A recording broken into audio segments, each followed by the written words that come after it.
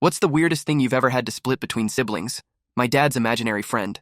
I know how that sounds, but hear me out. When my dad was dying of cancer last year, the morphine made him hallucinate.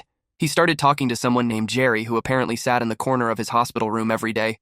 At first, we thought it was just random drug-induced nonsense, but Dad got really attached to Jerry. He'd save half his pudding for him, ask nurses to bring an extra chair, and have full conversations about baseball and old war stories. Jerry's been my best friend for 60 years, Dad told us seriously. He's never missed a day visiting me. My sister Emma and I just played along. We'd say hi to Jerry, ask Dad what Jerry thought about stuff.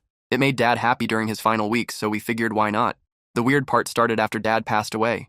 When we were cleaning out his house, we found this old photo album in his closet. There, in dozens of pictures from childhood through high school, was this kid who looked exactly like the Jerry Dad had described.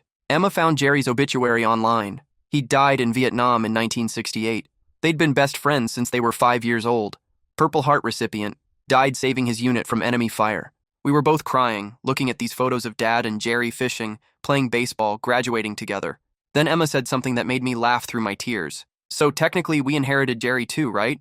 I mean, if Dad left him to both of us? I'm not sharing an imaginary friend with you, I said. You get him Mondays, Wednesdays, and Fridays. Deal. But I get him on holidays, and his birthday. The next day, we're at the lawyer's office reading Dad's will. The guy gets to this weird clause at the end. I leave my lifelong friendship with Jerry Mitchell to my children, Emma and Michael, to be shared equally between them.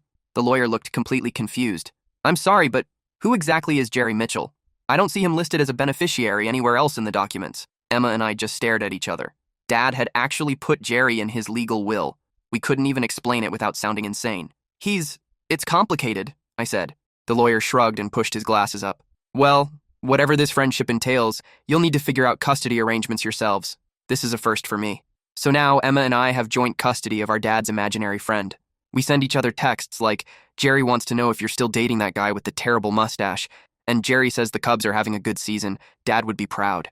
Last week, Emma called me panicking. I think I lost Jerry at the grocery store. I was talking to him about cereal choices, and when I turned around, he was gone. Did you check the beer aisle? I asked. Oh my God, you're right. He's probably with Dad somewhere complaining about craft beer prices. The weirdest part? It actually helps us process grief. When we miss Dad, we ask Jerry what he thinks Dad would say. It's like having a piece of Dad's childhood and innocence with us. Emma texted me yesterday. Jerry thinks we should have a barbecue for Dad's birthday next month. Says Dad would want hot dogs, not fancy burgers.